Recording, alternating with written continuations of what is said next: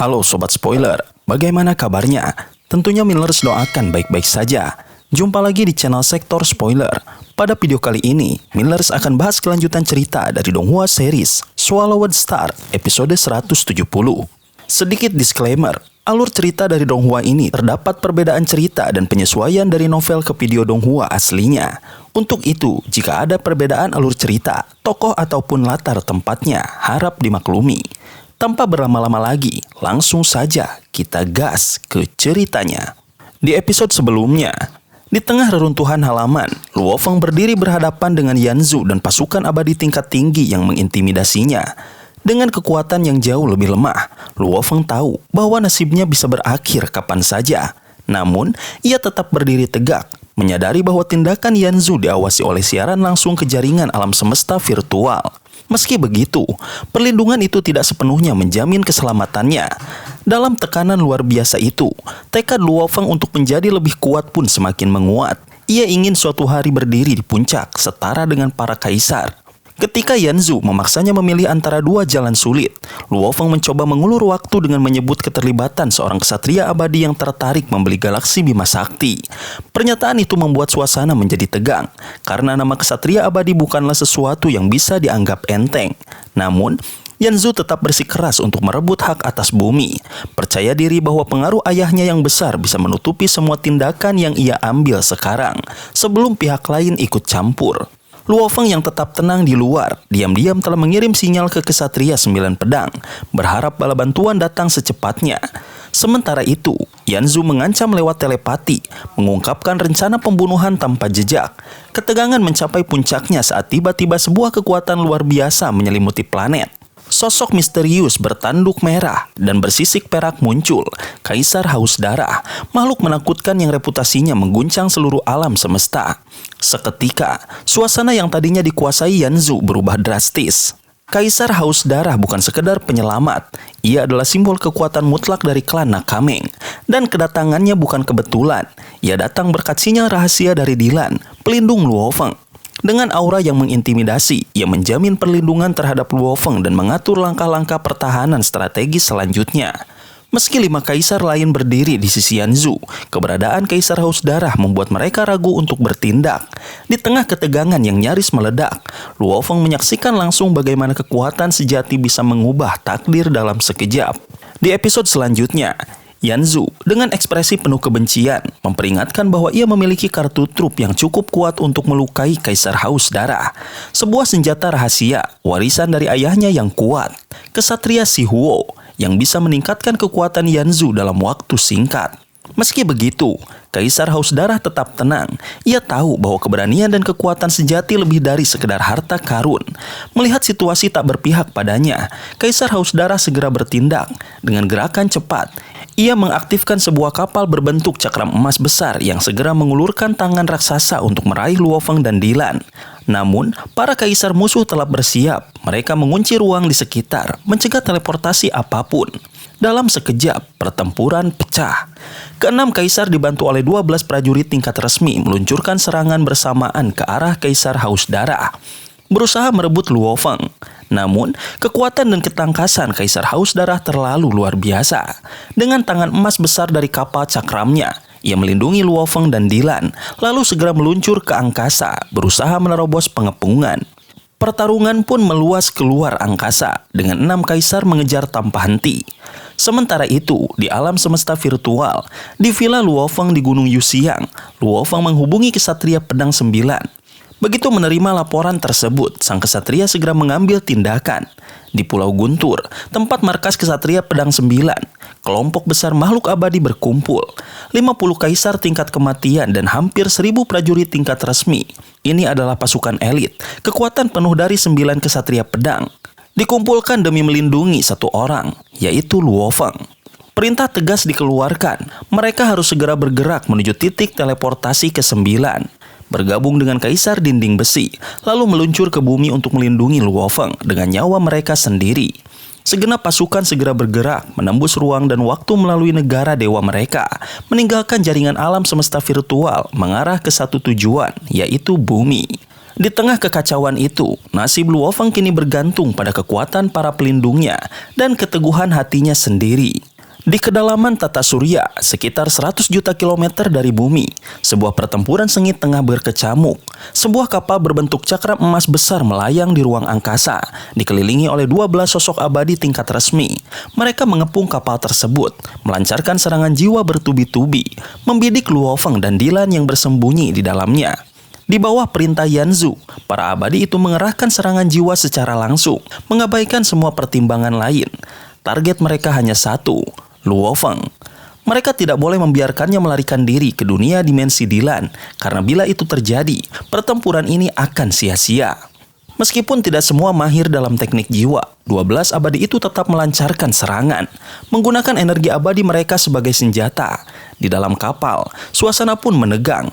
Wajah raksasa yang terbentuk di dinding ruang istirahat kapal berbicara dengan tenang pada Luo Feng dan Dylan, meyakinkan mereka bahwa kapal ini aman dari penetrasi fisik, namun tidak mampu sepenuhnya menahan serangan jiwa. Untungnya, bahan istimewa pembangun ruang tersebut mampu melemahkan kekuatan serangan yang masuk. Dylan segera mengambil alih tugas mempertahankan Luo Feng dengan mengerahkan energi abadi yang membentuk semacam jaring pelindung tak kasat mata. Ia menahan serangan jiwa bertubi-tubi dari luar.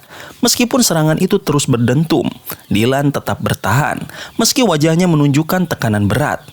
Ia tahu 3 dari 12 abadi itu adalah ahli serangan jiwa, dan jika waktu terus berjalan, pertahanannya bisa runtuh. Di luar kapal, keputusasaan mulai menyelimuti 12 abadi. Karena serangan jarak jauh mereka tak membuahkan hasil, perlahan mereka terpaksa mendekat, mengambil risiko besar. Tepat di saat mereka bergerak lebih dekat, kapal cakram emas itu tiba-tiba memperlihatkan kekuatan tersembunyinya. Sebuah tangan logam raksasa muncul secepat kilat, menyambar salah satu dari mereka yang ahli serangan jiwa. Dalam satu gerakan mengerikan, tubuh abadi itu meledak menjadi cahaya hijau, menghilang dari medan tempur. Kengerian langsung menyelimuti yang lainnya. Mereka baru menyadari, kapal ini bukan hanya sekedar kendaraan, melainkan sebuah bentuk kehidupan logam dengan pemahaman mendalam terhadap hukum ruang. Begitu menguasai ruang di sekitarnya, kapal itu mampu menghancurkan energi abadi yang tercerai-berai, memberikan kerugian besar pada musuhnya. Melalui simulator eksternal, Luo Feng dan Dylan menyaksikan semuanya dengan jelas. Beban yang awalnya berat di pundak Dylan perlahan berkurang. Dengan kekuatan kapal, tekanan dari serangan jiwa musuh pun melemah drastis. Sementara itu, di kejauhan, Yanzu dan 15 kaisar abadi lainnya tengah bertempur sengit melawan kaisar haus darah.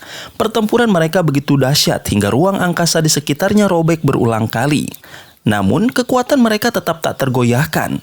Di tengah pertarungan itu, Yanzu dengan tubuh berlumuran darah emas, mereka semakin terdesak. Segala upaya membunuh Luo Feng tampak sia-sia, dan ia sadar bahwa bala bantuan dari perusahaan alam semesta virtual akan segera tiba. Kekhawatiran Yanzu terbukti benar. Tiba-tiba, kapal cakram emas itu mulai bersinar dengan kabut emas lembut, memancarkan tekanan dahsyat yang menyebar sejauh 10 juta kilometer. Ruang sekitarnya langsung membeku dalam keheningan mencekam. Dengan teknik teleportasi tingkat tinggi, lebih dari 1000 sosok kabur bermunculan. Semuanya abadi elit, jauh lebih kuat daripada Dylan, bahkan sebanding dengan kaisar haus darah. Di antara mereka, seorang wanita berlapis zirah giok dengan 2 bilah pedang memimpin pasukan. Energinya yang dingin membekukan udara di sekelilingnya saat ia menatap Luo Feng dan berbicara dengan tegas. Ia datang atas perintah para kesatria untuk melindungi Luo Feng. Rasa syukur membuncah dalam diri Luo Feng. Ia membungkuk hormat di tengah ruang angkasa yang membeku. Namun, situasi ini menjadi malapetaka bagi Yanzu. Dalam sekejap, wanita berzirah giok itu memerintahkan penangkapan Yanzu. 26 kaisar segera bergerak bagai kilat mengepungnya. Terpojok dan putus asa, Yanzu melepaskan kekuatan terakhirnya. Dahinya terbelah, memperlihatkan sebuah mata vertikal berwarna ungu yang memancarkan energi dahsyat. Ia mengerahkan kekuatan penuh, lebih memilih bertarung mati-matian daripada menerima penghinaan ditangkap hidup-hidup. Namun, kekuatan pasukan abadi perusahaan alam semesta virtual tak bisa ditandingi. Tekanan luar biasa segera menekan balik amukan Yanzu. Tepat ketika semua tampak berakhir, sosok kabur lain perlahan muncul di kejauhan. Dengan wajah penuh harap, Yanzu berbalik dan berteriak gembira. Ayahnya telah tiba. Di tengah medan perang yang luas dan mencekam, Luo Feng berdiri berdampingan dengan pasukan abadi yang luar biasa kuat. Keberadaan mereka bukan sekedar menghadirkan tekanan. Kekuatan yang mereka pancarkan membuat udara seakan bergetar. Setiap prajurit dalam barisan itu lebih kuat dari gurunya sendiri, Huyan Bu. Sebuah pengingat bahwa ia kini berada di tengah kekuatan sejati dari galaksi, di antara makhluk-makhluk abadi tingkat tinggi. Namun, suasana yang sudah tegang itu segera berubah drastis ketika 26 makhluk abadi tingkat kaisar mengepung sosok mengintimidasi, Kaisar Yanzu. Dalam kemarahan, Yanzu mengerahkan kekuatan terlarangnya. Mata ungu vertikal di dahinya terbuka dan mengunci ruang di sekitarnya, menciptakan tekanan spiritual yang meluluh lantahkan. Banyak yang jatuh dalam ilusi mimpi buruk akibat serangannya, termasuk Luo Feng yang hampir kehilangan kesadarannya. Dalam kekacauan itu, terdengar teriakan penuh emosi. "Ayah!" Dari kejauhan, sosok agung muncul, menggetarkan seluruh ruang semesta. Ia berdiri dikelilingi api hitam pekat yang menyebar lebih dari 1.000.000 kilometer, membakar ruang dan materi di sekitarnya hingga tak tersisa. Dia bukan sekedar makhluk abadi, dia adalah penguasa ruang itu sendiri, sosok yang membuat semua makhluk di tata surya tunduk tanpa perlawanan.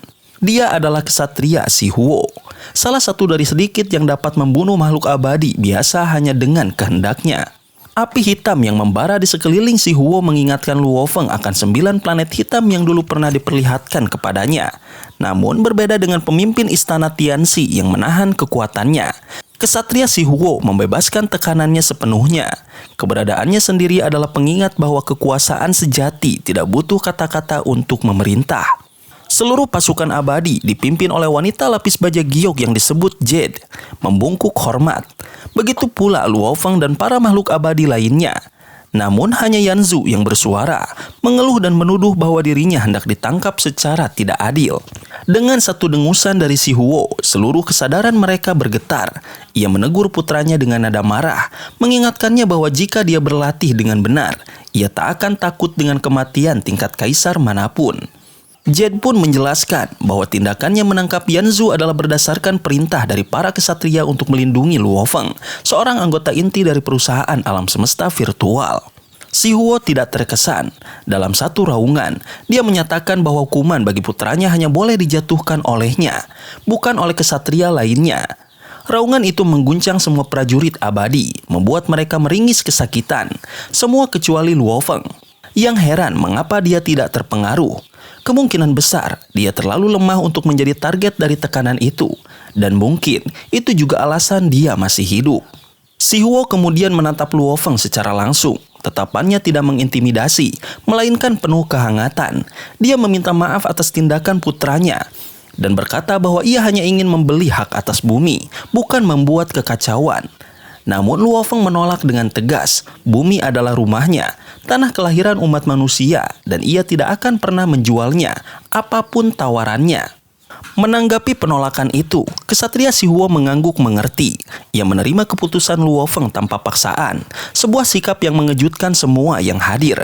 Tidak hanya karena kelembutan nadanya, tapi karena ia rela menundukkan egonya di hadapan makhluk yang jauh lebih lemah. Namun kemudian datang keputusan yang mengguncang segalanya. Si Huo menoleh kepada putranya, Yanzu, bukan dengan kasih sayang, tetapi dengan ketegasan dingin. Ia menjatuhkan hukuman yang sangat berat, pengasingan ke neraka penjara bintang 9 selama 1000 era. Itu bukan hanya hukuman berat, itu adalah penghapusan dari eksistensi sosial, penderitaan panjang yang bahkan para makhluk abadi pun gemetar membayangkannya. Semua makhluk abadi di sana terdiam, bahkan jika Yanzu memang bersalah, hukuman ini terasa sangat kejam. Tapi begitulah kekuasaan sejati bekerja. Kesatria Si Huo bukan hanya makhluk terkuat di tempat itu, dia adalah hukum itu sendiri. Dan hari itu, dia memilih untuk berpihak kepada keadilan, bukan kepada darah dagingnya sendiri. Sobat spoiler, itulah spoiler dari Donghua series Swallowed Star episode 170. Tentunya spoiler ini tidak akan sama persis dengan episode sesungguhnya. Maka dari itu, jika ada kesalahan dalam kata ataupun istilah, serta kekurangan atau kelebihan durasi, harap dimaklumi. Dan jangan lupa untuk mendukung channel ini lebih berkembang dengan cara like, share, dan subscribe, supaya kalian gak ketinggalan update terbaru dari channel ini. Terima kasih banyak telah menonton video ini sampai akhir Sobat Spoiler. Kritik dan saran positifnya silahkan di komentar. Sampai ketemu lagi di video berikutnya. Tetap semangat dan sampai jumpa.